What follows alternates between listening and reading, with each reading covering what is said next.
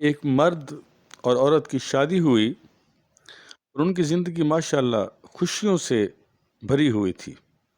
شوہر ایک دن بیوی سے تم نے آج نماز نہیں پڑھی؟ بیوی بولی میں تھک گئی تھی اس لیے نماز نہیں پڑھ سکی، کوئی بات نہیں، صبح پڑھ لوں گی۔ شوہر چونکہ اللہ اور اللہ کے رسول کو راضی کرنے والا تھا اور اس کی زندگی کا مقصد ہی یہی تھا کہ جب بندہ یہاں سے مرے، اس دنیا سے جائے، تو اللہ اور اللہ کا رسول اس سے راضی ہو، تو شوہر کو یہ بات بری لگی، مگر اس نے بیوی سے کچھ نہ کہا، خود نماز پڑھی، تلاوت کی اور سو گیا۔ شوہر دوسرے دن بیوی کے اٹھنے سے پہلے ہی نماز پڑھ کے دفتر کے لیے نکل گیا۔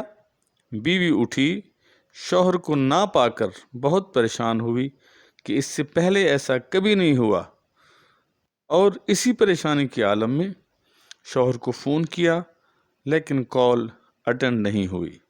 بار بار کال کی مگر جواب ندارد، کوئی جواب نہ آیا۔ بیوی کی پریشانی بڑھتی ہی جا رہی تھی۔ کچھ گھنٹے بعد کال کی تو شوہر نے اٹینڈ کی۔ بیوی نے ایک سانس میں نہ جانے کتنے سوال کر دیے، کتنے شکوے شکایتوں کے ڈھیر لگا دیے۔ کہاں تھے آپ؟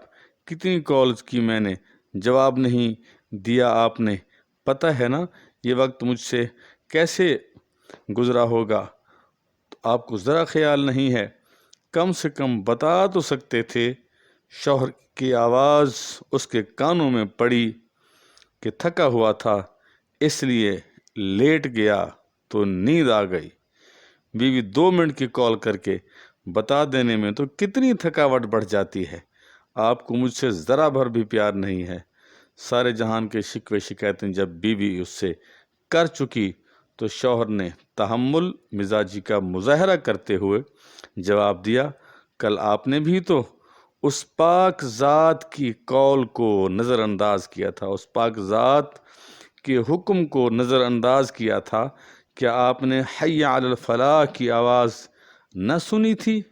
وہ خدا کی قول تھی، خدا کا حکم تھا، میرے اللہ کا اذن تھا، اللہ کو راضی کرنے کا موقع تھا، اللہ سے معافی مانگنے کا ذریعہ تھا، رب سے اپنی خواہشیں، تمنائیں، آرزوئیں پوری کروانے کا ایک طریقہ تھا، جو آپ نے تھکاوٹ کی وجہ سے وہ جو وقت تھا اس کو گوا دیا، موقع گنوا دیا۔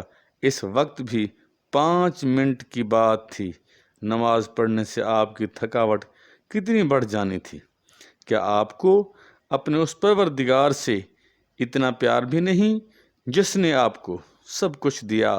کیا پروردگار کو یہ بات پسند آئی ہوگی؟ بیوی پر سکتہ طاری ہو گیا اور روتے روتے بولی، میرے سرتاج مجھے معاف کر دیں، مجھ سے غلطی ہو گئی ہے، میں سمجھ گئی ہوں، میں سچے دل سے استغفار کرتی ہوں، میرے پروردگار مجھے معاف فرما۔ سچا شریک حیات وہی ہے جو آپ کو دنیاوی تحفظ اور خوشیوں کے ساتھ آخرت میں بھی سرخرو کروائے اور آپ کے ساتھ کھڑا ہو اور آپ کو بھٹکنے سے، بھولنے سے بچائے۔ خداوند تعالی ہم سب کو نماز پڑھنے کی توفیق عطا فرمائے، آمین ثم آمین۔ عزیزان من، اس آڈیو کو ریکارڈ کرنے کا مقصد صرف یہی ہے کہ ہم بھی اپنے گریبان میں جھانکیں کہ ہم شادی شدہ ہیں، ہماری بیویاں ہیں، بچے ہیں، بہنیں ہیں، اور بھی ہمارے ارد گرد رہنے والے لوگ ہیں جن سے ہم کتنی محبت کرتے ہیں۔ دنیا کے اندر ہم یہ برداشت نہیں کرتے کہ ان کو ذرا آنچ آ جائے، تو کیا خیال ہے ہم اپنی آنکھوں کے سامنے انہیں جہنم کا ایندھن بنتا ہوا دیکھ سکیں گے؟